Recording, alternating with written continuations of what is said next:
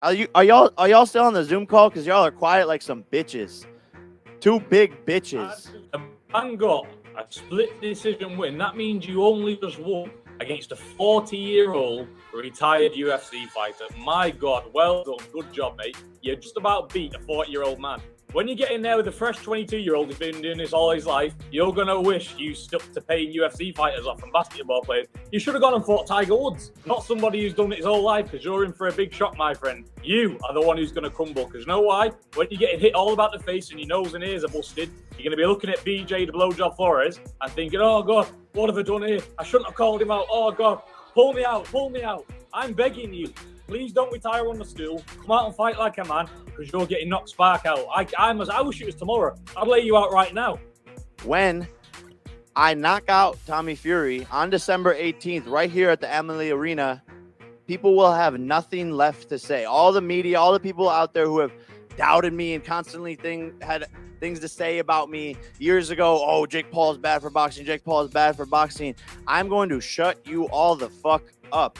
Fought a 40-year-old guy in your last fight. He hit with one proper punch and he fell through the ropes. And listen, mate, you can't put in the clause about not knocking me out. When I come for you, I'm knocking you spark out. You fought tired UFC people, a basketball player, and that's it. When you fight me December 18th, mate, you're getting knocked spark out, because this is a step too far for you. Sloth with the biggest draw in the world I've ever seen. See you, stick to YouTube, because that's all you're good for. Because when it's not rigged and it's not set up in the contract, you lose. And I'm going to show you what losing feels like on December 18th. I feel like I've won the lottery. You're asking me to fight absolute nugget on a massive world stage. You're going to pay me very nicely and comfortably. And all I've got to do is fight Jake Paul, a YouTuber. I'm going to splatter this man come December 18th. I've won the lottery, so I'm begging Jake Paul, please do not pull out. Please don't pull out. I never pull out ever. Ask my girlfriend. Because normally, when we get to this stage in boxing, you've got to fight for a world title, and you're asking me to fight a YouTuber. Sign me up, please. Don't pull out. Please don't. I'm begging you. Yeah. Tyron Woodley said the same thing, big guy. Hey. I ain't no 40-year-old UFC tired man. So you couldn't do shit to my sparring partner. You couldn't do shit to my sparring partner. You said you were knocking him spark out too. Don't touch me, sir. When we get in that ring, I'm going to let my fist do the talking. I know it's cliche for a boxer to say, but there'll be no game plan for that fight. I'll go straight over to him and I will annihilate Jake Paul. He's tailor-made for me. He don't move his head. He's useless anyway. I'd let Jake Paul hit me for fun. He's no good. So I'm sick of people comparing the fight between me and him. If Tommy Fury could fight as half as good as he can talk, he would be one of the best fighters in the history of boxing. But the truth is he can't. If the Anthony Taylor fight didn't happen, I would believe in Tommy more. But he literally said this against Anthony Taylor. These were exactly what he said to oh, I'm gonna knock you spark out inside one round. You'll be lucky if you pass one round. Like, how can you be this confident when you struggled against Jake Paul's 5'2" sparring partner? In the delusion that just because he's Tyson Fury's brother, he can just beat anyone. I feel like in dedication wise, Jake Paul's probably more dedicated and more hardworking if you look at their career as well. Like Jake is self-made. Tommy's only here because of his big boy brother. He only got the Love Island role because of his brother. So in terms of dedication, Jake was definitely going to be working harder.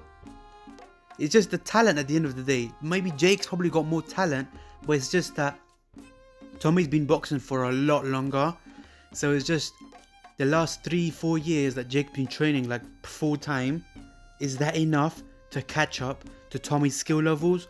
But will Tommy's nerves make the skills even, or if anything, edge it towards Jake? Nerves is a big thing. Anyone that knows boxing is 80-90% mental. That on the night, if you shit yourself, no matter how good you are, you will lose. Mainly if the opponent you're fighting is on a similar level, kind of. And if you're just gonna keep it real, Tommy Fury, bruv, he looked so shit in his last fight. So no one can even say he's on a whole different level. You can say Tommy's probably a better boxer. He's a better boxer.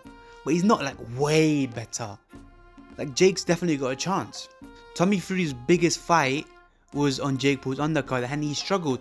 But that fight should help Tommy in this fight because He kind of had the BTEC experience of that fight. Now he knows what to expect. He knows to not underestimate Jake, even though he acts like he is underestimating Jake, but hopefully he's not.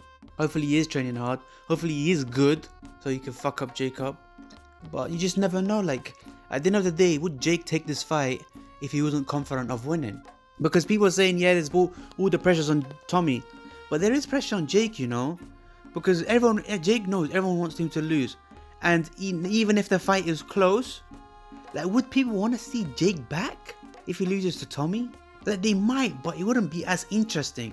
Like, everyone's just here until that first loss. So if he loses to Tommy, the run's pretty much over, even if it's a points loss. So yeah, Jake is definitely confident of winning this fight, otherwise he wouldn't take it. Comment down below your lot's predictions and thoughts on this fight. I am going to be doing a prediction when it's a lot closer during the fight, because when you're closer to the fight, you'll hear rumors, you'll know how each person's training's gone, you're going to see the press conference. But to be fair, Tommy's press conference, he was amazing. Like, he deserves a clap, even though I'm not going to give it, but he deserves a clap. So yeah, congrats Tommy, you won the press conference. But to be honest, Jake always loses his press conferences. He's pretty much lost every single one, apart from maybe against Nate Robinson and probably Deji. But he lost against Ben Askren and Tyron Woodley comfortably. So yeah, comment down below your thoughts, subscribe for more bollocks, and peace.